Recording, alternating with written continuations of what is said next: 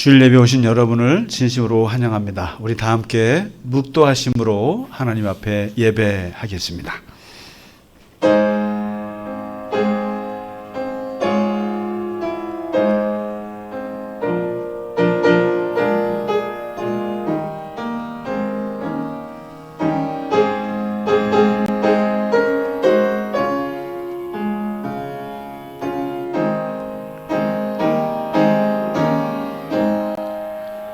하나님이여, 사슴이 시냇물을 찾기에 갈급함같이 내 영혼이 주를 찾기에 갈급하니이다. 내 영혼아, 내가 어찌하여 낙심하며 어찌하여 내 속에서 불안해하는가. 너는 하나님께 소망을 두라. 나는 그가 나타나 도우심으로 말미암아 내 하나님을 여전히 찬송하리로다. 아멘.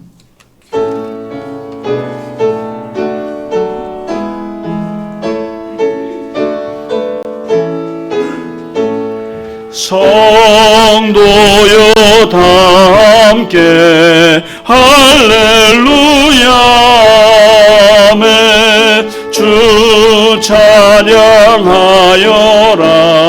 할렐루야 아멘. 주 보좌 앞에서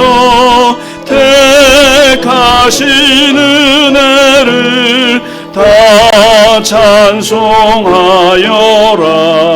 할렐루야 아멘. 만문을 열어라 할렐루야 아멘. 온 하늘을 열라 할렐루야 아멘. 인도자 되시며 친구가 되신 주, 그 사랑 끝없다 할렐루야 아멘.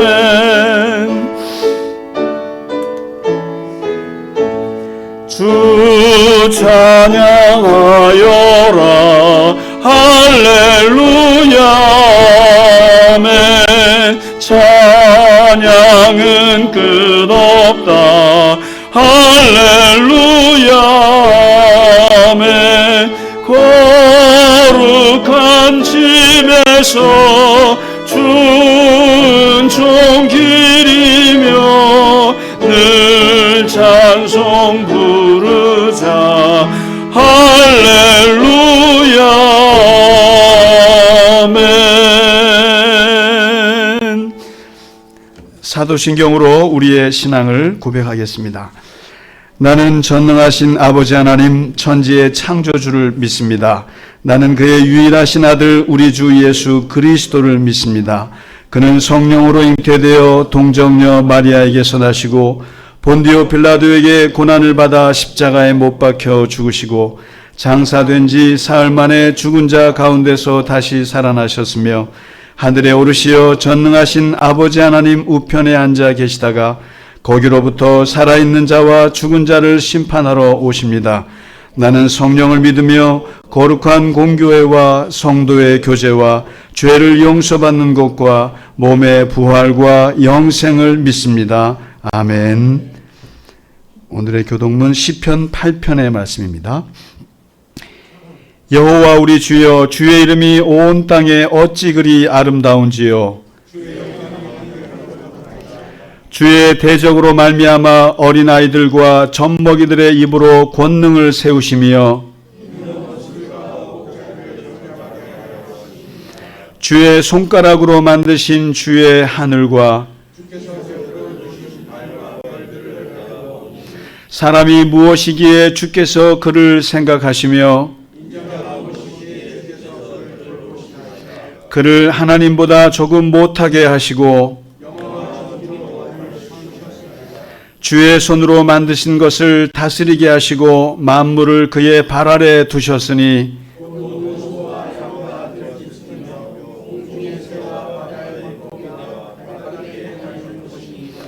여호와 우리 주여, 주의 이름이 온 땅에 어찌 그리 아름다운지요. 아멘.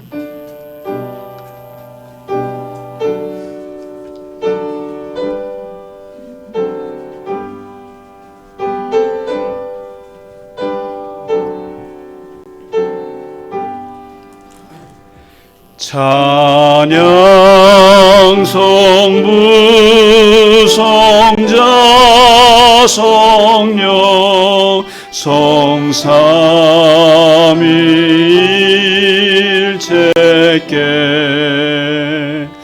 영원 무궁하기까지 영광을 돌리세 영광을 돌리세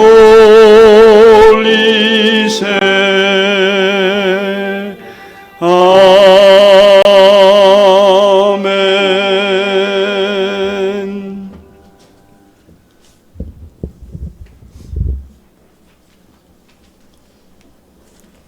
사랑의 하나님 아버지, 세상의 많은 사람들 중에 이곳에 모인 저희들을 자녀로 삼아주시고 주님 전에 나와 예배 드리게 하시니 감사드립니다.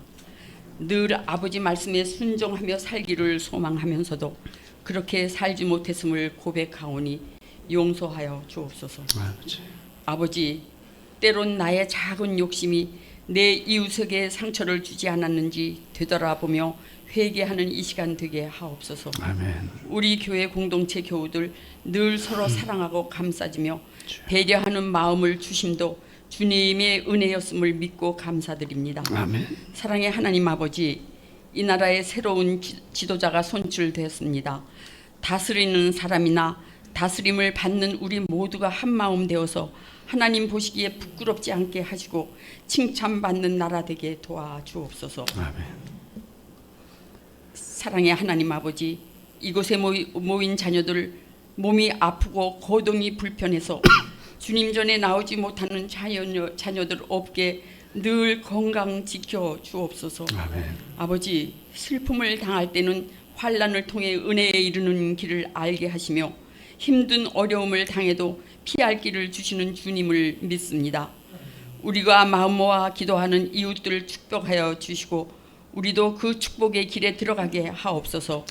우리가 용서를 비는 자녀들로 인하여 우리 또한 용서받게 하옵소서. 우리의 형편 어려움을 다 아시는 주님, 어떤 어려움도 피할 길을 주심에 감사드립니다. 한 마음으로 준비한 정교인 찬양 주님 홀로 영광 받으옵소서. 우리 교우들 위해 준비한 말씀으로 단위에 세우신 담임 목사님 늘 건강 지켜주시고 목사님을 통해 주시는 주님의 말씀이 세상의 모든 환난을 이겨낼 힘과 능력이 되어지기를 우리를 눈동자같이 보호해 주시는 우리 주 예수 그리스도 이름으로 감사하며 기도드립니다. 아멘.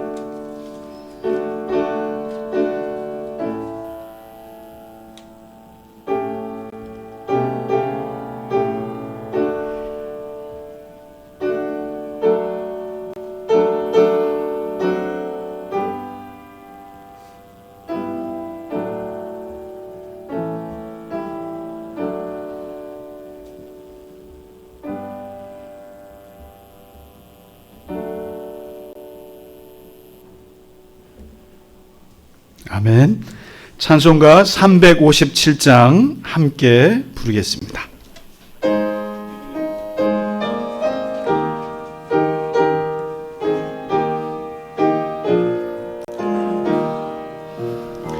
주 믿는 사람 일어나 다 힘을 합하여 이 세상 모든 마귀를 다쳐서 멸하세. 저 앞에 오는 적군을 다 싸워 이겨라. 주 예수 믿는 힘으로 온 세상 이기네. 믿음이 이기네. 믿음이 이기네. 주 예수를 믿음이 온 세상 이기네. 악귀 괴율로 큰 죄에 빠지니 진리로 띠를 띠고서 늘 기도 드리세. 참 믿고 의지하면서 겁없이 나갈 때 주 예수 믿는 힘으로 온 세상 이기네. 믿음이 이기네. 믿음이 이기네. 주 예수를 믿음이 온 세상 이기네.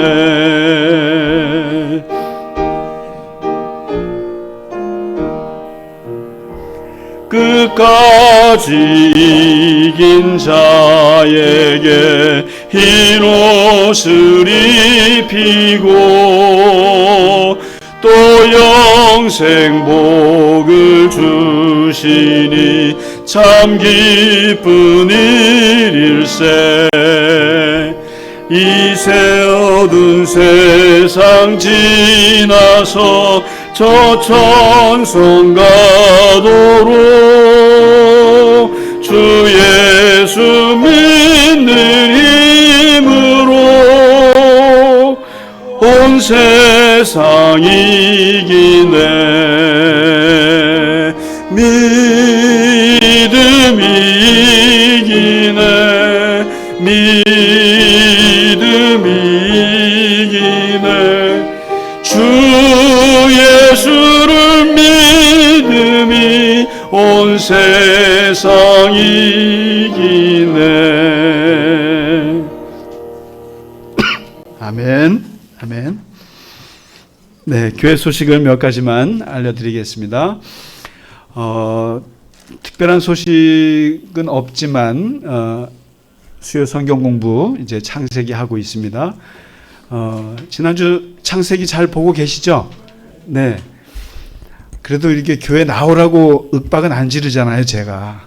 그래도 영상은 꼭 보시기 바랍니다. 보시고 한번 창세기 쭉 한번 보시고 같이 공부하시면 좋겠습니다. 그리고 우리 정창실 전사님 오늘 못 나오셨죠? 예, 그 오빠 되시는 분이 돌아가셨는데, 그 빈소가 마련이 안 돼가지고 계속 대기 중이래요. 그래서 이제 월요일, 화요일, 수요일 이렇게 하시는데 그 얘기를 아침에 우리 이제 파주에서 이상만 장로님하고 이렇게 오는 중에 전화를 받았어요. 저는 이제 차에 블루투스가 되니까 다 들려요. 그래서 장례를 거의 6일, 7일을 하시는 거죠.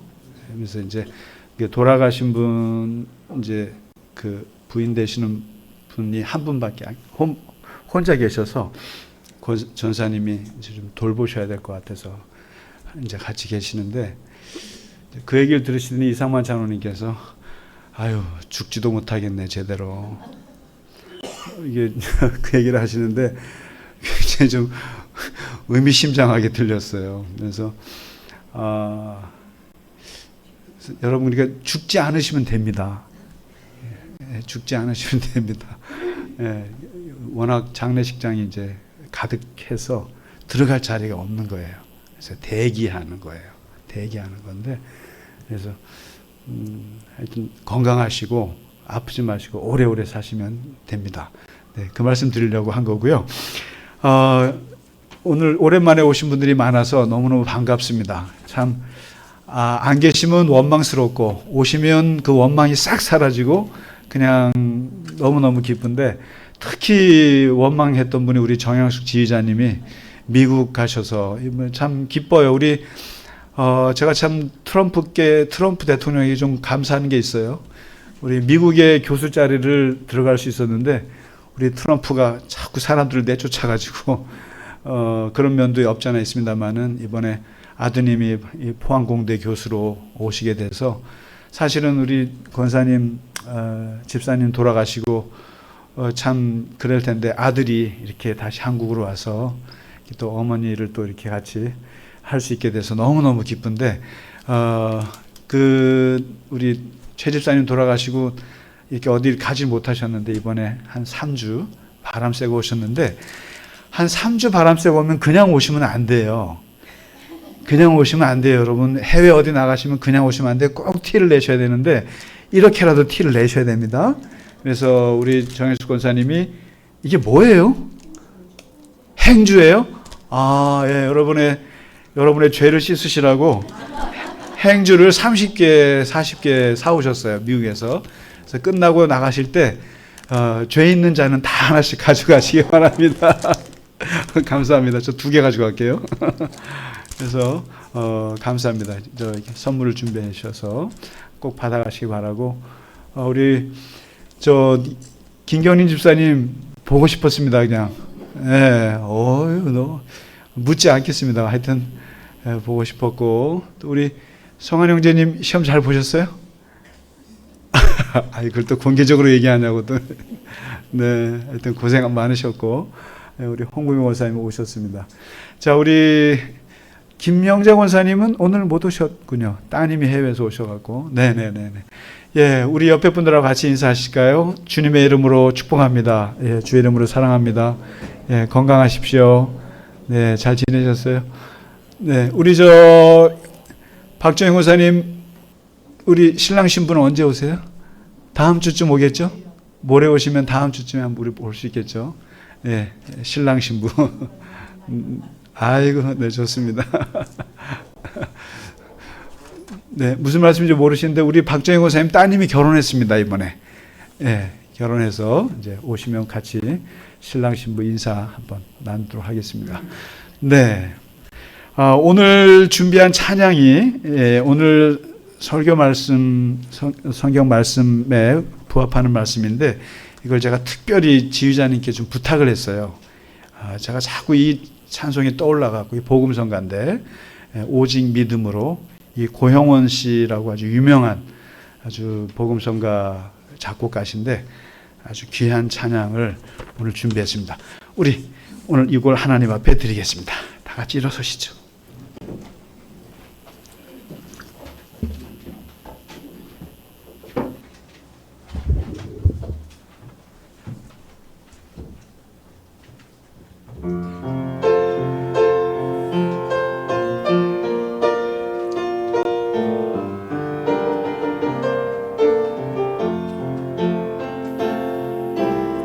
세상은 들리고 사람들은 변하여도 나는 주를 섬기리. 주님의 사랑은 영원히 변하지 않네. 나는 주를 신뢰해. 오직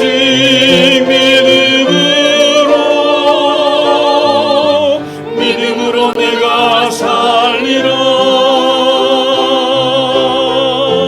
오직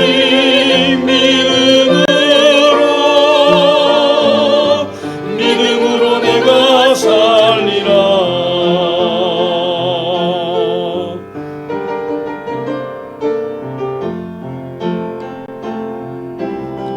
믿음은 들리고 사람들 주를 떠나도 나는 주를 섬기리. 주님의 나라는 영원히 쇠하지 않네. 나는 주를 신뢰해. 오직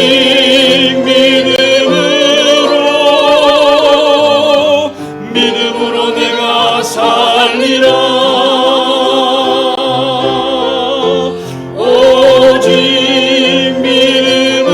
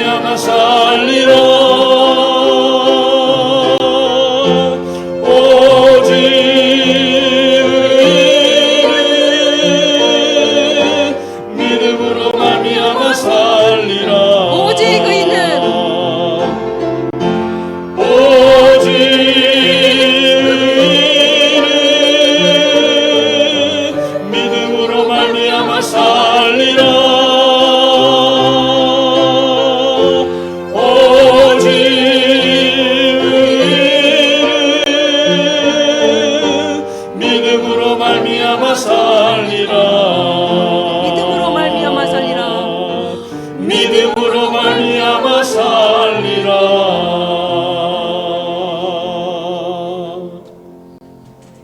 아멘. 이거 처음 해보시는 분들도 많으시죠? 좋죠? 예, 이따 한 번 더 하겠습니다. 네. 오늘 우리에게 주시는 하나님 말씀은 이제 드디어 로마서의 핵심 내용으로 이제 들어가도록 하겠습니다. 지난 두 주는 바울이 자기 소개를 했고 또 바울이 예수 그리스도를 소개했습니다. 이제 오늘 드디어 바울이 전 기독교 역사에 또 인류 역사에 끼쳤던 가장 위대한 사상이라고 할 수 있는 이 믿음에 대한 말씀을 같이 나누겠습니다. 이 로마서가 이야기가 전개되는 역사책이 아니다 보니까 논문이에요. 한 편의 논문이다 보니까 1절과 3절과 또 10장 이렇게 해서 핵심 주제별로 묶어서 오늘 말씀을 좀 여러 개가 같이 있습니다. 그냥 같이 읽도록 하겠습니다. 1장 16절부터 내가 복음을 부끄러워하지 아니하노니 이 복음은 모든 믿는 자에게 구원을 주시는 하나님의 능력이 됨이라. 먼저는 유대인에게요 그리고 헬라인에게노다. 복음에는 하나님의 의가 나타나서 믿음으로 믿음에 이르게 하나니 기록된 바 오직 의인은 믿음으로 말미암아 살리라 함과 같으니라. 이제는 율법 외에 하나님의 한 의가 나타났으니 율법과 선지자들에게 증거를 받은 것이라. 곧 예수 그리스도를 믿음으로 말미암아 모든 믿는 자에게 미치는 하나님의 의인이 차별이 없느니라. 성경이 무엇을 말하느냐? 아브라함이 하나님을 믿음에 그것이 그에게 의로 여겨진 바 되었느니라. 내가 만일 내 입으로 예수를 주로 시인하며 또 하나님께서 그를 죽은 자 가운데서 살리신 것을 내 마음에 믿으면 구원을 받으리라. 사람이 마음으로 믿어 의에 이르고 입으로 시인하여 구원에 이르느니라. 그러므로 믿음은 들음에서 나며 들음은 그리스도의 말씀으로 말미암았느니라. 아멘. 로마서 1장 17절이 역사를 바꿨어요. 사도 바울의 이 로마서 전체의 핵심 구절이 로마서 1장 17절이에요. 그리고 이 1장 17절을 마틴 루터가 1500년 후에 너무너무 수도사로 살면서 자기의 죄책감과 그 죄 고백 그리고 양심의 가책들로 너무너무 시달리다가 그를 해방시켜준 말, 그리고 루터를 종교개혁에 이르게 했던 가장 강력한 모티브가 됐던 구절이 1장 17절이에요. 이 구절에 뒤집어졌어요. 복음에는 하나님의 의가 나타나서 믿음으로 믿음에 이르게 하나니 기록된 바 오직 의인은 믿음으로 말미암아 살리라. 이 말씀이 몇 년 동안 고민했던 루터의 이 모든 영혼의 그 터널을 확 뚫어준 말씀이 됩니다. 근데 이것이 루터뿐만 아니라 사실은 사도 바울이 왜 이 말씀을 하게 됐는가? 그가 나이 29에 예수님을 만납니다. 근데 그 29이 되기까지는 그가 어떤 사람으로 살았냐면은 바리새인으로 살았어요. 바리새인이라고 하면은 뭐 율법에 목숨을 거는 사람인 거 잘 아실 거예요. 근데 그런 사람이 부활한 예수를 만나면서 눈을 멀게 되고 그리고 사람이 확 변합니다.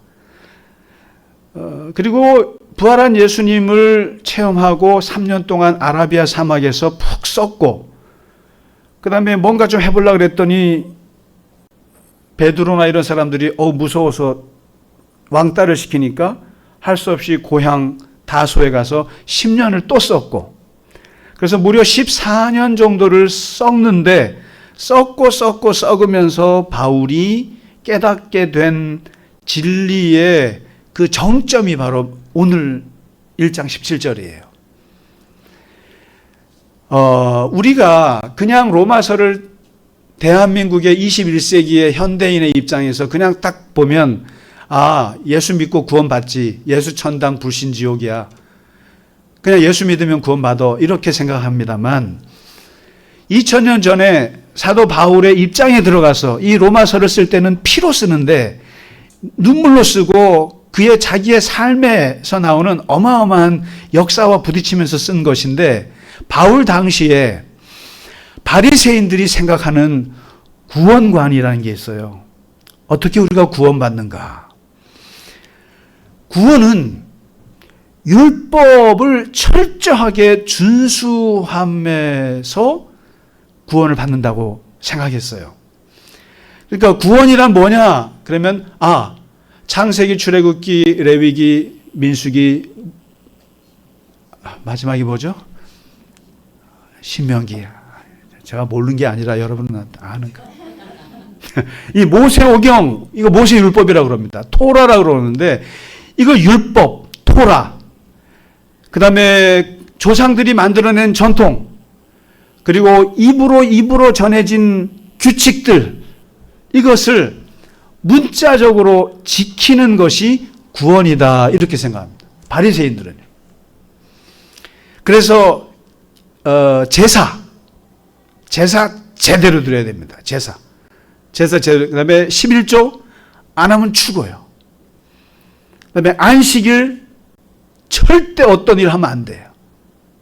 8km 이상 걸어가도 안 되고 밥해도 안 되고 안식일날 물건 들어도 안 되고 글씨 써도 안 되고 시험 공부해서도 안 되고 뭘 해도 안 되는 거예요. 안식일은 그대로. 이런 율법들의 모든 조항을 일상생활에서 사소한 부분까지 엄격하게 실천할 때 구원에 이른다. 그래서 이런 말이 있었어요. 바리새인들 사이에. 이스라엘이 율법을 제대로 2번만 지키면 구원받는다. 제대로 2번만 지키면. 그만큼 어려운 거예요. 그래서 하나님과의 관계는 관심이 없어요. 하나님과의 인격적인 관계는 관심이 없고 오직 율법이 얘기하고 있는 의무, 규칙, 그리고 자신들의 종교적인 행위에 대한 이 자부심, 이게 제일 중요했습니다. 그리고 무엇보다도 우리는 아브라함의 후손이다. 우리가 이 혈통이 아브라함의 후손이기 때문에 자동 구원받는다. 이런. 그래서 한마디로 얘기하면 유대교인들, 29년 동안 사도 바울이 몸담았던 유대교 율법주의 구원관이 몸에 배어 있어요. 특징은 첫째, 하나님이 이스라엘을 선택하셨다. 우리 선택하셨다. 둘째, 율법은 선택받은 백성들에게만 주어진 것이다. 세 번째, 율법을 준수하는 것은 언약의 백성의 신분을 이렇게 유지하는 표지다. 그래서 율법 준수를 함으로써 내가 하나님의 선민이다. 이거를 보여주는 거다. 그리고 하나님의 말씀에 순종하면 상을 받고 불순종하면 벌을 받는다. 이게 머리에 배겨 있어요. 그리고 죄를 지으면 양을 잡아서 속죄 제를 드려서 희생 제사를 꼭 드려야 한다. 이게 바울이 29년 동안 이게 배어 있었던 거예요. 바로 머릿속에 율법을 지키는 것이, 법을 지키는 것이 의이다라는 거예요. justice다. 정의다라는 거예요. 이게 정의라는 게, 의라고 하는 게 성경에서 어마어마하게 중요한 개념이에요. 사람의 삶의 목표가 뭐냐면 의인이에요. 의인. 의롭게 사는 것이에요. 근데 그 justice라고 하는 말은 구약에 두 단어가 있는데 미슈파트라는 단어가 있어요. 미슈파트. 이 미슈파트는 재판관이 재판을 똑바로 하는 거예요. 공정하게 하는 거예요. 억울한 사람 없게 하는 거예요. 그리고 불의한 자가 있으면은 정확하게 처단하고 그리고 배상하게 하고, 이게 미슈파트예요. 아주 무서운 정의예요. 저는 이것을 차가운 정의라고 제가 말을 붙였어요. 차가운 정의예요. 불의하면 그냥 없어요. 이게 미슈파트예요. 그런데 구약에는 이것만 있는 것이 아니라 ጼ데카라는 정의도 있어요. ጼ데카는 뭐냐면 따뜻한 정의예요. 가난하고 억울하고 아프고 외롭고 쓸쓸하고 이런 사람들을 찾아가서 긍휼을 베풀고 자선을 베풀고 도와주고 구제하고, 이게 ጼ데카예요. 이것도 의예요. 정의예요. 그래서 성경에는 정의를 말할 때 아주 차가운 정의, 불의를 저지르면은 절대, 그리고 반면에 어려운 사람을 도와주는 따뜻한 정의, 이 두 개가 같이 있어요. 이 ጼ데카와 미슈파트가 이루어질 때 하나님과 우리와의 관계가 아주 조화로울 수 있다는 거예요. 왜 의인이 되어야 하느냐? 의롭다 그러면은 여러분 좋은 일하고 뭐 이런 게 아니에요. 성경에서 말하는 의인은 하나님과 내가 정말 정상적인 관계를 할 때 가장 필요한 게 의예요. 정의라고요. justice. 다시 말해서 내가 마땅히 해야 될 것들을 해야만 하나님하고 관계가 트여요. 그래서 하나님은 항상 너랑 나랑 관계를 제대로 하기 위해서는 정의로워야 한다. 사람들을 괴롭히면 안 되고, 폭력을 행하지 않고, 불의를 행하지 않고, 사기를 치지 않고, 그리고 피를 흘리지 않고, 억울한 사람 없게 하고, 그래야 너와 나와 사이에 의로운 관계. 그래서 의인이라는 사상이 있는 거예요. 바로 그런 사람이 소돔과 고모라에 10명이 없어서 멸망했다는 거 아닙니까? 그래서 그만큼 이 의의가 중요한데, 이 바리새인들은 이 의의를, 이 ጼ데카, 이 미슈파트, 하나님과의 관계의 의의를 뭐로 맞출 수 있을까? 어떻게 하면 하나님의 정의에 우리가 맞출 수 있을까? 했을 때 그것을 율법이라고 생각한 거예요. 법이다. 법을 지키면 돼. 제사 잘 드리고, 11조 잘하고, 안식일 잘 지키고, 모세오경에 나와 있는 율법의 것들을 잘 지킴으로써 우리는 하나님의 미슈파트에 이를 수 있어. 하나님의 ጼ데카에 이를 수 있다. 의에 이를 수 있다. 이렇게 생각을 한 거예요. 그래서 율법을 잘 지키는 게 정의인 거예요. 법을 잘 지키는 게 정의인 거예요.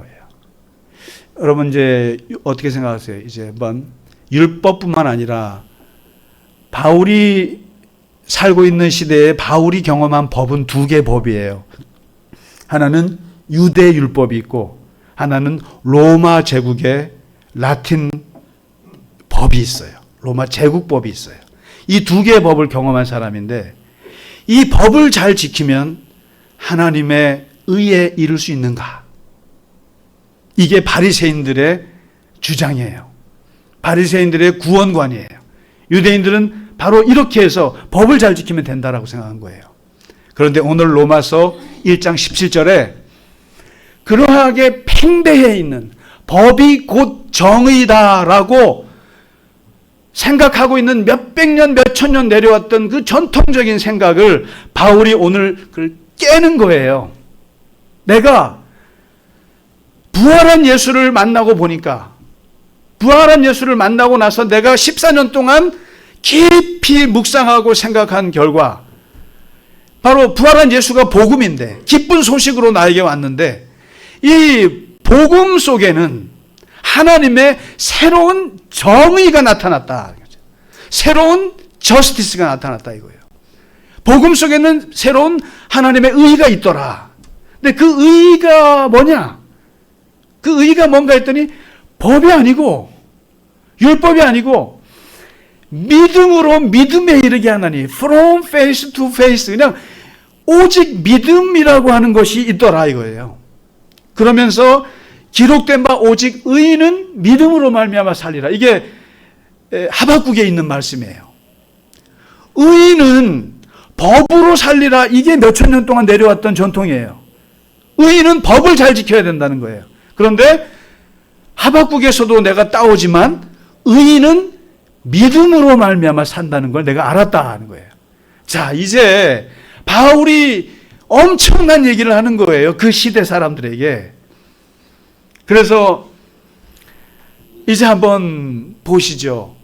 바울이 29년 동안 몸담았던 바리새파 사람들이 생각하는 것은 율법 만능주의예요. 법 만능주의예요. 쉽게 말하면은 여러분 그거예요. 법대로 해. 법대로 해. 법만 잘 지켜. 그러면 넌 살아. 법만 잘 지켜. 넌 구원받아. 이거거든요. 근데 법이라는 게 뭡니까? 제가 사실 오늘 이거요.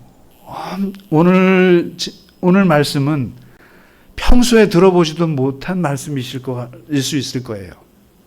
잘 생각해 보세요, 한번. 법이라는 게 뭐예요?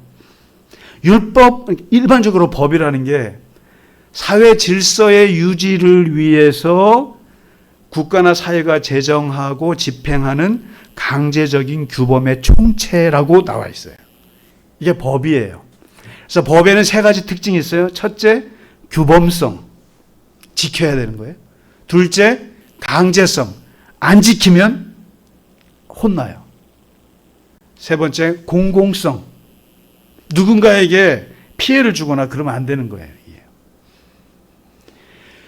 그런데 사람들은 법치주의 국가, 법 하면서 뭐라면 법이 정의일 거라고 생각해요.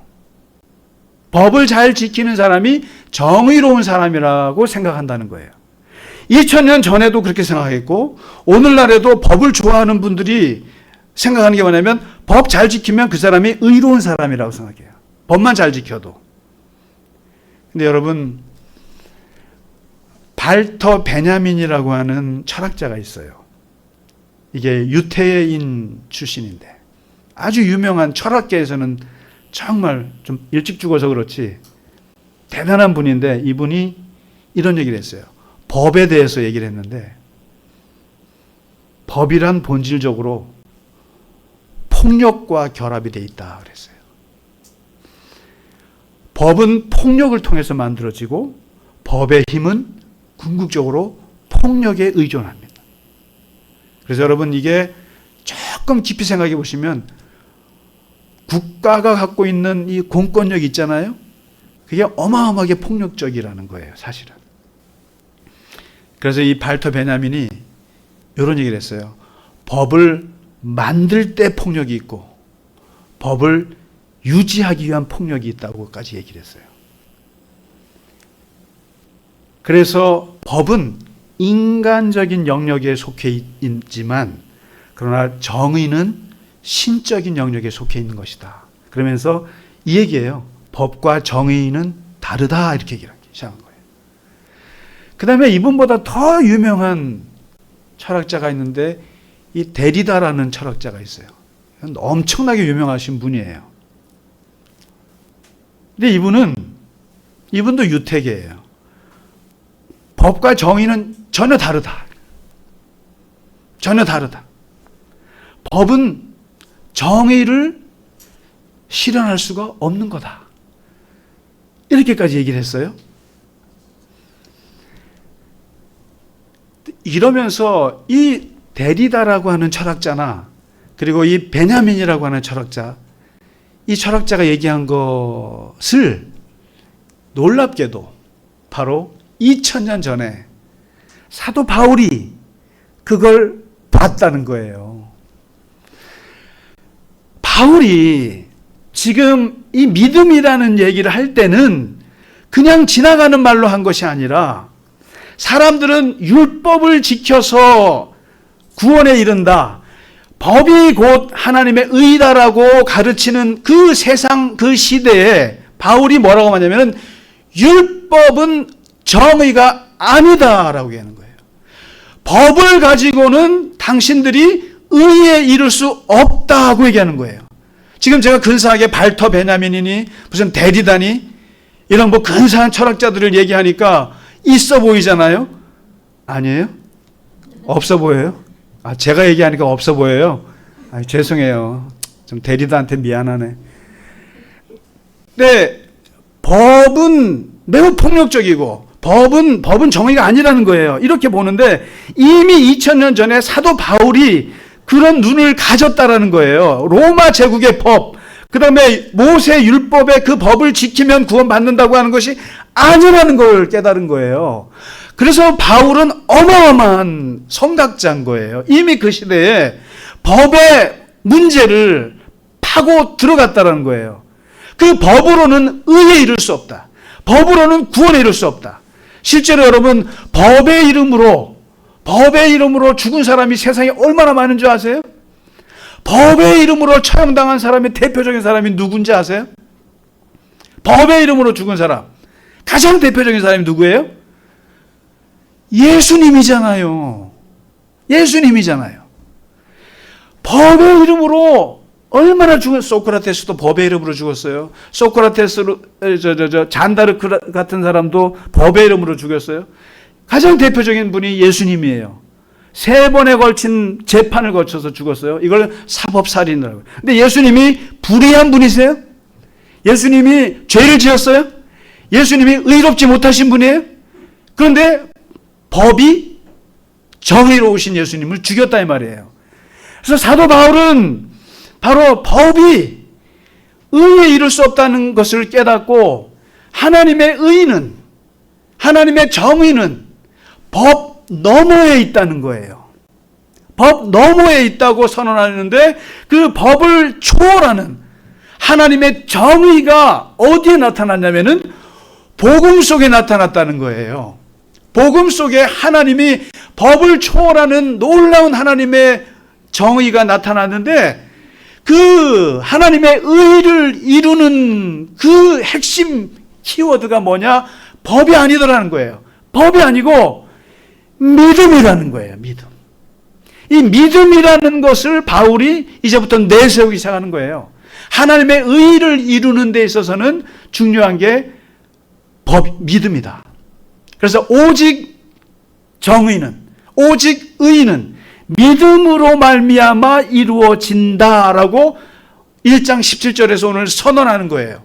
그러면서 오늘 읽으신 말씀 중에 3장 21절에 가시면은 거기에 이제는 율법 외에, 이제 얘기하죠. 법 외에 내가 29년 동안 몸담았던 법의 세계, 율법의 세계를 외에 넘어서 하나님의 한 의가 나타났는데 바로 예수 그리스도를 믿음으로 말미암아 모든 믿는 자에게 미치는 하나님의 정의다. 바로 여기에 이제 들어오는 거예요. 예수 그리스도라는 분이 오셨기 때문에 그분이 오셔서 내가 그분을 만나고 그분을 체험하고 나서 내가 깨달은 것인데 율법 너머에 새로운 하나님의 정의는 예수 그리스도 안에서 나타났는데 그분을 믿음으로 말미암아 우리가 이룰 수 있는 의의가 생겼다라는 거예요. 의의가. 근데 이 의의는 차별이 없이 누구에게나 이루어진다는 거예요. 법을 지키는 것은 바리새인만 지킬 수 있는 거예요. 그런데 예수를 믿음으로 의롭게 되는 것은 누구나 할 수 있는 건데 나는 이걸 깨달았어 하면서 로마서에서 이제 펼치는 거예요. 그러니까 율법을 지키는 행위로서, 법을 지키는 행위로서 사람이 정의롭게 되는 것이 아니라 이것은 행위로 내가 안식일을 지켰어? 내가 오늘 예배 드렸어? 내가 11조를 드렸어? 이걸로 정의롭게 되는 것이 아니라 내면에서 예수 그리스도를 믿음으로 말미암아 내가 정의롭게 된다. 그러면서 이제 사도 바울이 뭘 말합니까? 행위, 겉으로 보이는 것으로 구원을 판단했던 몇천 년의 전통을 망치로 깨는 거예요. 깨고 이것을 내면의 세계로 끌고 들어오는 거예요, 바울이. 내면의 세계로, 믿음의 세계로 끌고 들어오는데, 그러면 도대체 믿음이란 무엇인가? 그 믿음이란 무엇인가? 4장 1절에서 13절에 얘기를 하는 거예요. 아브라함의 예를 드는 거예요. 너희가 아브라함의 후손이라고 자랑에 맞지 않고 존경에 맞지 않고 우리의 믿음의 선조라고 자랑에 존경에 맞지 않는 아브라함 있잖아. 내가 아브라함의 예를 들어줄게. 근데 모든 사람들은 아브라함의 그 위대함이 어디서 왔냐고 생각하냐면은 모리아산에서 자기 자식 이삭을 갖다 바치고 죽이려고 하는 거, 거기에서 사람들은 다 아브라함을 위대하다고 생각했다는 거예요. 그런데 바울은 아니야. 아브라함이 위대한 것. 아브라함을 하나님께서 참 너 정의롭다. 너 참 의롭다라고 한 것은 어디냐라는 거예요. 모리아산 아니라는 거예요. 아니라 창세기 15장에 한밤중에 아무런 자식도 없는 76세의 아브라함에게 너 잠깐 나와봐. 그리고 한밤중에 데이트를 하잖아요. 하나님이 아브라함 데리고 나와봐. 그리고 뭐라고 합니까? 저 하늘 좀 봐봐. 하늘에 뭐가 있어? 어마어마한 별들이 있네요. 그래, 내가 너에게 저 별들만큼 많은 자식들을 줄게. 그리고 저기 사막 끝을 봐. 저 모래알을 봐. 바닷가를 봐. 뭐가 있어? 모래알이 많네요. 저 모래알 같이 많은 자식들을 너에게 줄게. 그때 아브라함이 어떻게 했어요? 웃기지 마세요, 하나님. 이러지 않고 예, 아멘. 감사합니다. 감사합니다. 하나님 자식들을 그렇게 주실 줄 믿습니다. 하고 믿습니다 했어요. 그랬더니 15장 4절인가 그래요. 아브라함이 고개를 숙이고 하나님 감사합니다. 그렇게 자식 줄 믿습니다라고 할 때 그것을 믿는 것을 보고 의롭다 여겼다라는 구절이 나와요. 대단한 구절이에요. 대단한 발견이에요. 이스라엘 사람들은 아무도 그 구절이 믿음으로 말미암아 사람이 구원을 받고 믿음으로 말미암아 하나님께서 의롭다고 여기신다고 하는 것을 발견하지 못했는데 이스라엘 역사상 유일하게 이것을 발견한 사람이 사도 바울이에요. 창세기를 다시 보라는 거예요. 아브라함이 의롭다고 의인이 된 이유가 뭐냐? 하나님의 말씀을 듣고 말도 안 되는 것 같지만 아멘 했다는 거예요. 믿었다는 거예요.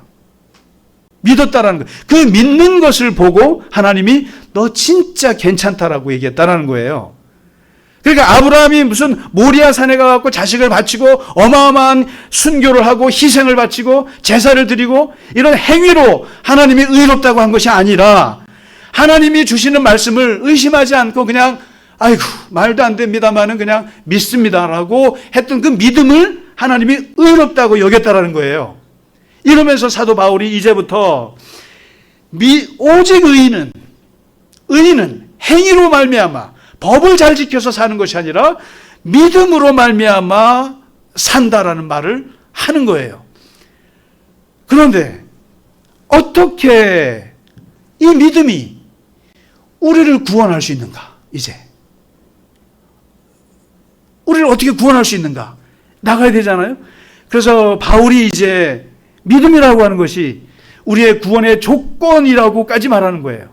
조건인데 이 믿음이 우리에게 구원의 조건이 되는 그 가능한 이유가 뭐겠어요? 바로 예수 그리스도의 등장이에요. 예수 그리스도가 오셔서 그분을 이분이 체험하고 나서 이제 얘기하는 거예요. 다른 믿음이 아니야.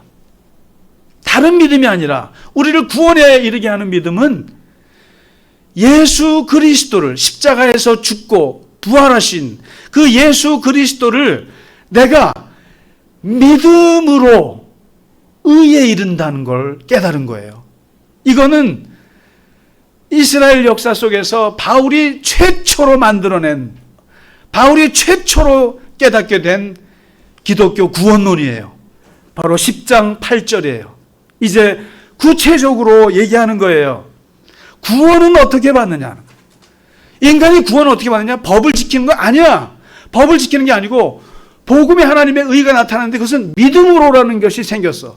믿음으로 말미암아 구원을 받는데, 근데 그 믿음의 대상이 뭐냐? 아브라함은 믿음의 대상이 없었어요. 하나님밖에 없었어요. 근데 바울은 지금 믿음의 대상이 바로 십자가에서 죽으신, 몇 년 전에 죽으신 예수의 십자가와 부활, 예수 그리스도 있는데 이분을 믿음으로. 근데 이 믿음의 방법이 뭐예요? 너무나 구체적으로 설명해 주고 있어요. 한번 보세요. 그래서 바울이 위대하다는 거예요. 그래서 여러분과 제가 오늘날 구원받았던 이유가 바로 이거예요. 10장 8절 10절. 내 입으로, 너 입 있지? 입으로 예수를 너의 주님이라고 시인하며, 두 번째, 하나님께서 그를 죽은 자 가운데서 살리신 것, 그러니까 부활하셨다고 하는 것을 내 마음에 믿으면 구원을 받으리라. 이게 뭐예요? 두 가지 얘기하는 거잖아요. 하나는 내 입으로, 그 잘난 입으로 예수님이 구세주라는 것을 시인했어요. 그 다음에 마음으로 그분이 나의 주라는 것을 믿었어요. 그러면 구원받는 거예요. 조건이 뭐예요? 두 개. 하나는 입, 하나는 마음. 이것도 성이 안 차니까 그 다음에 뭐라고 말하냐면은 10장 10절이죠. 10장 10절을 꼭 잊지 마세요. 10장 10절을. 사람이 마음으로 믿어 의에 이르고 입으로 시인하여 구원에 이르느니라. 자, 이 두 가지예요. 마음으로 믿어서 정의에 이른다는 거예요. 하나님과의 관계가 트인다는 거예요. 그 다음에 입으로 시인하여 구원에 이르느니라. 그래서 꼭 우리가 세례를 받을 때 꼭 하는 게 뭐예요? 문답식이에요. 문답식. 이 모든 사람들이 보는 앞에서 당신이 예수를 그리스도로, 당신의 구세주로 믿으십니까? 하면은 예. 바로 이 말씀에 근거하는 거예요. 입으로 시인하여. 여러분, 입이요, 얼마나 중요한지 몰라요. 그러니까 구약에서는 바리새인들은 손과 발이 구원의 조건이라고 생각했어요. 그런데 바울은 그걸 깼어요. 손이 아니야, 발이 아니고 뭐예요? 입과 눈, 그 다음에 귀, 이 머리에 있다는 거예요. 그러면서 마음으로는 믿고 입으로는 시인하고, 그리고 그 다음에 뭐라고 그럽니까? 귀로는 듣고 그리스도의 말씀. 그러잖아요. 믿음이 어디서 옵니까? 믿음이 어디서 와요? 여러분, 믿음이 어디서 옵니까? 들음에서 와요. 들어야 믿음이 생겨요. 근데 뭘 들어요? 세상 뉴스만 들어요? 그리스도의 말씀을 듣는 데서 믿음이 와요. 그래서 이제 말씀을 마칠게요. 믿음이라고 하는 것은, 사도 바울이 외친 믿음이라고 하는 것은 첫째, 예수를 바라보는 거예요. 눈으로. 바라보는 거예요. 마치 모세가 장대 높은 곳에 놋뱀을 들었던 것처럼 십자가에 있는 예수를 바라보는 거예요. 이게 믿음이에요. 둘째, 믿음은 예수를 영접하는 거예요. 받아들이는 거예요. 그리고 세 번째, 믿음은 예수를 입으로 부르는 거예요. 그분을 부르는 거예요. 입으로 발화해서 부르는 거예요. 그리고 네 번째, 믿음은 예수를 시인하는 거예요. 입으로 시인하는 거예요. 그리고 마지막 다섯 번째, 믿음은 귀로 듣는 거예요. 그래서 이것은 누구나 할 수 있는 거 아니냐는 거예요. 바울의 얘기가. 누구나 할 수 있는 거 아니냐. 차별이 없지 않느냐. 만일에 법을 지키는 것으로, 율법을 지키는 것으로 구원받는다면 바리새인들만 구원받을 거 아니냐. 공부 잘하는 사람들만 구원받을 거 아니냐. 그런데 아니, 예수를 마음으로 시인하는 것만으로도 구원받는다는데, 이거는 바보가 아닌 경우에는 누구나 할 수 있는 거 아니냐. 그래서 여러분, 기독교가 세계적인 종교가 될 수 있었던 이유가 바로 바울 덕분이에요.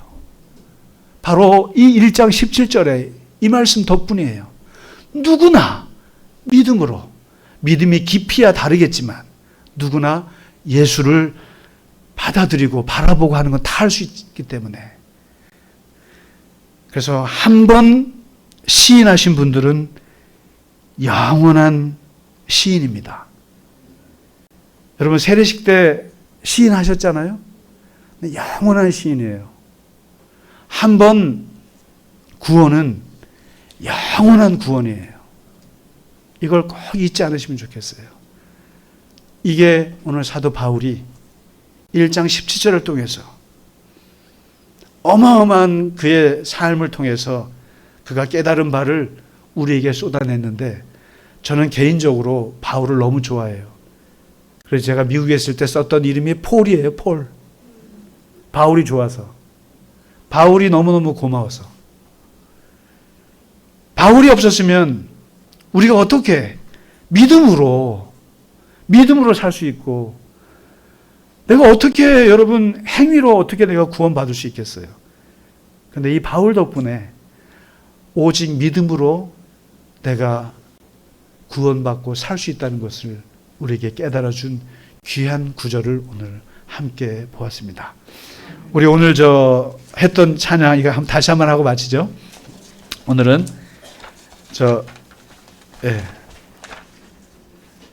오직 믿음으로 우리 같이 한번 오늘 부르고 봉헌하도록 하겠습니다.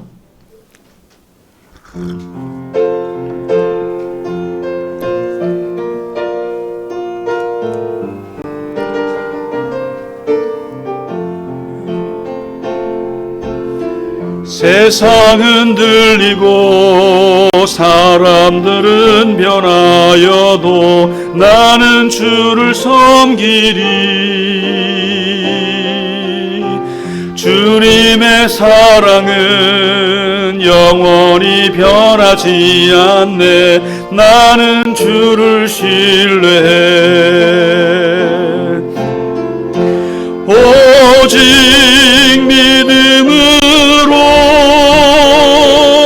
믿음으로 내가 살리라. 오직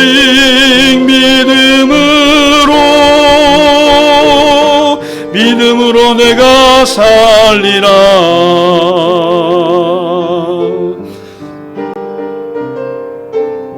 믿음 흔들리고 사람들 주를 떠나도 나는 주를 섬기리. 주님의 나라는 영원히 쇠하지 않네. 나는 주를 신뢰해. 오직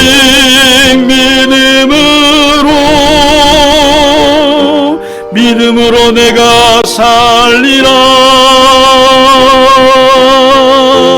오직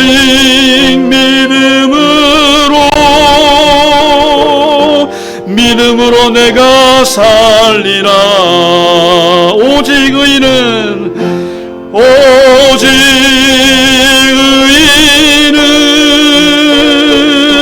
믿음으로 말미암아 살리라. 오직 의인은 믿음으로 말미암아 살리라. 다 같이 일어나시겠습니다. 세상 흔들리고 사람들은 변하여도 나는 주를 섬기리. 주님의 사랑은 영원히 변하지 않네. 나는 주를 신뢰해. 오직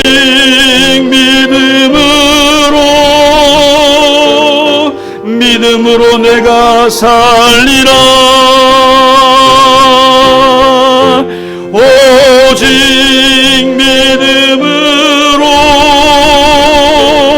믿음으로 내가 살리라. 믿음은 들리고 사람들 주를 떠나도 나는 주를 섬기리. 주님의 나라는 영원히 쇠하지 않네. 나는 주를 신뢰해. 오직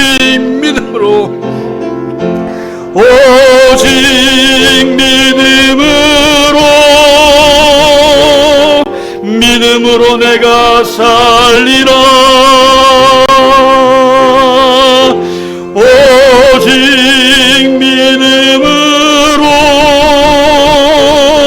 믿음으로 내가 살리라. 오직 의인은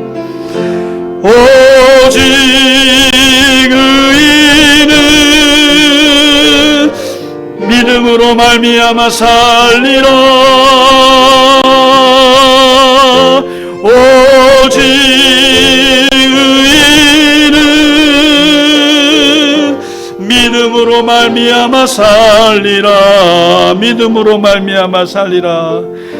믿음으로 말미암아 살리라. 하나님 아버지, 사도 바울이 2000년 전에 깨달았던 이 믿음의 진리의 말씀을 오늘 우리가 누릴 수 있게 하여 주셔서 하나님 아버지 감사합니다.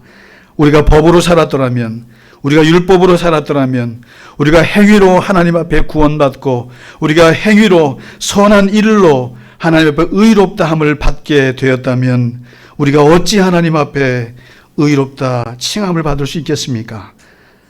그러나 하나님, 우리에게 예수 그리스도를 보내주셔서 그리스도를 바라보고 주님을 영접하고 주님을 시인하고 주님을 고백하고 주님의 말씀을 듣고 주님을 믿음으로 우리를 의롭게 하시고 우리를 구원하신 하나님의 구원의 진리에 하나님 감격과 감사와 영광을 돌립니다. 아버지 하나님, 오직 우리가 믿음으로 세상 많은 사람들이 이해하지 못하고 세상의 많은 사람들이 황당하다 할지라도 오직 영원한 하나님 앞에 우리가 주님을 믿음으로 이 땅을 살아가는 하나님의 귀한 자녀요 주님의 제자들이 다 될 수 있도록 주님 우리를 인도하시고 축복하여 주시옵소서. 오직 믿음으로 살아가게 하시고 믿음으로 주님 앞에 서게 하시고 믿음으로 우리가 주님 앞에 의롭게 살아가는 귀한 하나님의 백성들 다 되게 하여 주시옵소서. 이 시간 주님 앞에 믿음으로 드린 예물 위에 하나님 축복하시고 그 손길을 기억하시고 항상 세상 가운데서 주님 동행하시고 도와주시고 형통으로 인도하여 주시옵소서. 이제는 우리 주 예수 그리스도의 크신 은혜와 하나님 아버지의 지극하신 사랑하심과 성령님의 감화 감동 위로와 교통하심이 오늘 오직 믿음으로 살리라 하신 이 말씀 의지에서 살아가는 모든 갈릴리 겨자나무 교회의 교우들 머리 위에 이제로부터 영원까지 함께 하시기를 간절히 축원하나이다. 아멘.